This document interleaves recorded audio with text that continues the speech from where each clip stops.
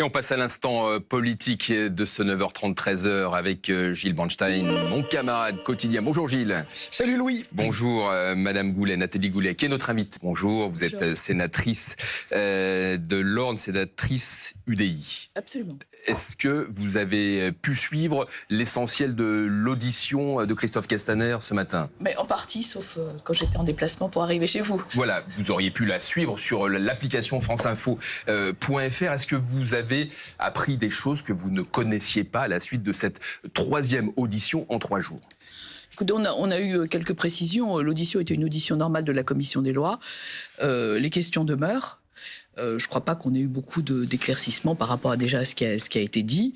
Les ministres sont venus expliquer le fonctionnement et la raison pour laquelle, a priori, les failles étaient, entre guillemets, justifiées. Je n'ai pas trouvé ça très efficace comme situation. Vous dites des questions demeurent, ce qui veut dire qu'il y a encore des zones d'ombre?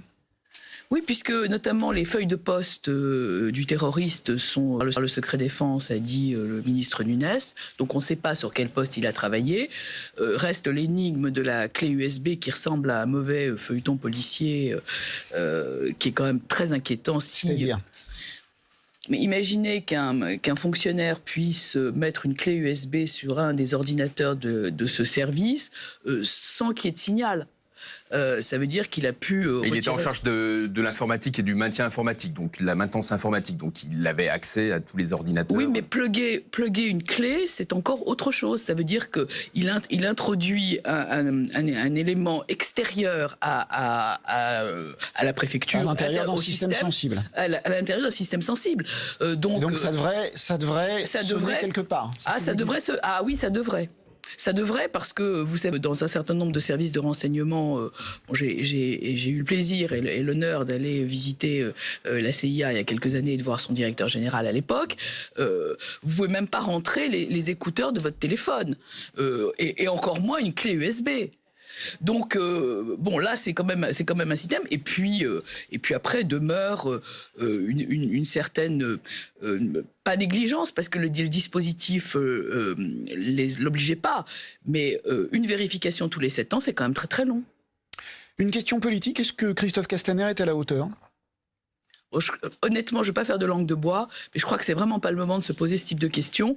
Ce terroriste est arrivé en place sous Nicolas Sarkozy. Il a commencé à avoir s'est radicalisé sous Nicolas Sarkozy. Il a eu des signes avant-coureurs. Il a épuisé plusieurs ministres de l'Intérieur, c'est ça ? Au moins 5 et 3 présidents de la République. Donc je crois qu'aujourd'hui, moi, ce qui me préoccupe, c'est peut-être pas votre sujet du jour, mais c'est quand même le traumatisme que ça doit provoquer dans ce service, parce que ça doit être quand même un choc extrêmement important. Nathalie Goulet, vous avez obtenu la création en juin 2014 d'une commission d'enquête sur la lutte contre les réseaux djihadistes en France. Lorsque le président de la République, lorsque Christophe Castaner appelle les Français à plus de vigilance, et c'est aussi être plus vigilant face à ces réseaux qui peuvent apparaître au coin de chaque rue. Oui, enfin, ça fait quand même 5 ans qu'on le dit. Ça fait 5 ans qu'on vote des textes pour éviter la radicalisation en ligne. Ça fait 5 ans qu'on a de la vulgarisation et de la formation sur les critères, parce que les signaux faibles, ça existe, la preuve. Ça fait des années qu'on prévoit une radicalisation endogène. Voilà. Alors, hier, je vous signale qu'est-ce qu'on ne fait pas qu'on pourrait faire ? Appliquer la loi, ce serait déjà bien. Mais concrètement, par exemple, quels sont les actes, les gestes dont vous regrettez l'absence alors qu'on pourrait les faire ? Je pense qu'appliquer la loi, c'est ce que je viens de vous dire. Quand vous avez quelqu'un qui doit être reconduit à la frontière, quand vous avez des imams qui prêchent contrairement aux vertus de la République, il doit y avoir une tolérance zéro. Vous m'avez dit tout à l'heure, on laisse prêcher n'importe qui en France. Oui, je suis d'accord. Absolument. Vous avez des applications des frères musulmans qu'on essaye de faire interdire et qu'on n'interdit pas. Vous avez des gens qui viennent collecter des fonds sur le territoire au profit notamment, il y a quelques semaines, d'une école d'ouléma en Mauritanie, fermée par les Mauritaniens eux-mêmes. Je ne sais pas si vous voyez l'histoire. On envoie nos forces de police en Afrique de l'Ouest, nos forces de sécurité pour lutter contre le terrorisme, et on laisse quelqu'un venir collecter des fonds pour les mêmes écoles terroristes dans le même endroit. Mais on a du mal à le comprendre. Pourquoi ? C'est faute de volonté politique, c'est par peur. Comment se fait-il que des faits comme ça arrivent ? Le spectre est extrêmement grand, et je crois que ce rappel à l'ordre douloureux avec cet attentat remet, je dirais, le sujet. Parce que si vous voulez, on est dans l'ex-post. On est toujours en réaction. On fait les choses après. Oui. Et c'est ce qui se passe depuis le début. La seule chose qui est arrivée un peu avant, c'est grâce au livre de Johnson, votre collègue, les djihadistes français, qui a été créé cette première commission d'enquête. Depuis, on a beaucoup travaillé, il y a eu beaucoup de choses de faites, il y a eu beaucoup de moyens, mais maintenant, il va falloir passer à la vitesse supérieure. Une question sur la situation internationale, Nathalie Goulet. La Turquie, c'est la question de notre partenaire Slate.fr qui va apparaître à l'écran. Faut-il suspendre la Turquie de l'OTAN après l'offensive de l'armée turque contre les Kurdes à la frontière syrienne ? Alors, apparemment, les États-Unis se sont retirés du dispositif.